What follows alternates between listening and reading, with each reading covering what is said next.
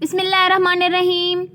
السلام علیکم مائی YouTube family, السلام علیکم مائی ڈیئر سبسکرائبرس اینڈ السلام علیکم مائی سویٹ اسٹوڈنٹس. کیسے ہیں آپ؟ ہوپ سو ٹھیک ہوں گے, اپنے گھروں میں خوش اور آباد ہوں گے اور اپنی لائف انجوائے کر رہے ہوں گے. آئی ہوپ سو اسٹوڈنٹس اپنی اسٹڈیز پہ ورک کر رہے ہوں گے اور جو ہے اپنا ٹائم ویسٹ نہیں کر رہے ہوں گے. تو بیٹا آج ہم کریں گے حدیث نمبر 13. حدیث نمبر 13 کے بارے میں یہ کہوں گی یہ بہت اہم حدیث ہے. ایز اے مسلم اس حدیث کے بارے میں معلوم ہونا تمام مسلمان مردوں کا جاننا بہت ضروری ہے. ٹھیک ہے, اس کے لیے اس حدیث کے بارے میں جاننے کے لیے آپ نے کرنا ہے کہ آپ نے ایک کام کرنا ہے کہ پوری ویڈیو دیکھنی ہے. جب تک آپ مکمل ویڈیو نہیں دیکھیں گے آپ کو یہ حدیث سمجھ میں نہیں آئے گی. ٹھیک ہے, دوسری چیز یہ ہے کہ حدیث اس ویڈیو کے لاسٹ میں آپ کو ایک اہم اور امپورٹنٹ انفارمیشن دینے والی ہوں. آپ نے ویڈیو کمپلیٹ دیکھنی ہے. ٹھیک ہے, سب سے پہلے اسٹار اکیڈمی 2K20 کو سبسکرائب کر لیں اور بیل کے آئیکن کو پریس کر دیجیے گا اور مجھے کمنٹس میں بتائیے گا کہ آپ کو یہ ویڈیو کیسی لگی. ٹھیک ہے, تو چلے جی حدیث سب سے پہلے شروع کرتے ہیں. من کا مطلب ہوتا ہے جو. ٹھیک ہے, تحتا کا مطلب ہوتا ہے کہ پھلانگتا ہے. رقاب کا مطلب ہوتا ہے گردنیں. الناسا کا مطلب ہوتا ہے لوگوں کی. یوم کا مطلب ہوتا ہے دن. الجمعتی کا مطلب ہوتا ہے جمعہ.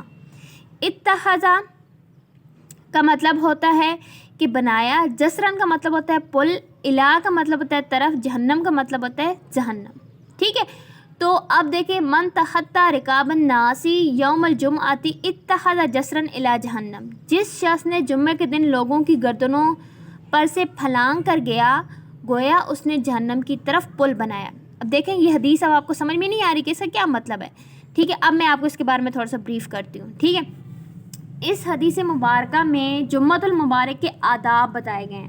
آداب مجلس بتائے گئے ہیں. آداب نماز بتائے گئے ہیں. آداب جماعت بتائے گئے ہیں. ٹھیک ہے, احترام انسانیت بتائے گئے ہیں. نظم و ضبط بتایا گیا ہے. سلیقہ بتایا گیا ہے. انسان کو مینرز سکھائے گئے ہیں. ٹھیک ہے, اب کیا ہوتا ہے کہ اب دیکھیں آپ جب جمعے کی جماعت ہوتی ہے اور تمام لوگ ترتیب سے بیٹھے ہوتے ہیں, اپنی صف میں بیٹھے ہوتے ہیں, تو لوگ ترتیب سے پوری صف بنا کے بیٹھے ہوتے ہیں. اگر کوئی شخص دیر سے آتا ہے, ٹھیک ہے, تو وہ کیا کرتا ہے, وہ کیا کوشش کرتا ہے کہ میں اگلی صف میں پہنچ. جب وہ اگلی صف میں پہنچنے کی کوشش کرے گا تو اوبیسلی وہ لوگوں کی گردنوں کے اوپر سے پھلانگے گا, لوگوں کے اوپر سے چھلانگے لگاتا وہ فرسٹ صف میں جائے گا, پہلی صف میں پہنچے گا. تو اس حدیث مبارکہ میں جمعے کے آداب اور انسان کو یہ مینرز سکھائے گئے ہیں کہ آپ نے جمعے کے دن لیٹ نہیں پہنچنا, جمعے کے دن آپ نے ان ٹائم پہنچنا ہے. اور دوسرا یہ کہ اگر آپ لیٹ ہو جاتے ہیں تو جس صف میں بھی آپ کو جگہ مل جائے آپ نے وہاں کھڑے ہو کر نماز ادا کر لینی ہے. آپ نے لوگوں کی گردنوں سے نہیں پھلانگنا. اور اگر جو بندہ ایسے کرے گا تو وہ اس کو سخت کبیرہ گناہ بنائے گا. وہ اس کے لیے جانا ایسا ہی ہے جیسا کہ وہ جہنم کی طرف اپنے لیے خود پل بنا رہا ہو. ٹھیک ہے, تو اب یہ دیکھ لیں کتنی اہم حدیث ہے. اور یہ اسٹوڈنٹس کے لیے نہیں ہے, یہ ہر مسلمان کے لیے یہ چیز جاننا بہت ضروری ہے. ٹھیک ہے, تو چلیں اب حدیث کی تشریح کرتے ہیں.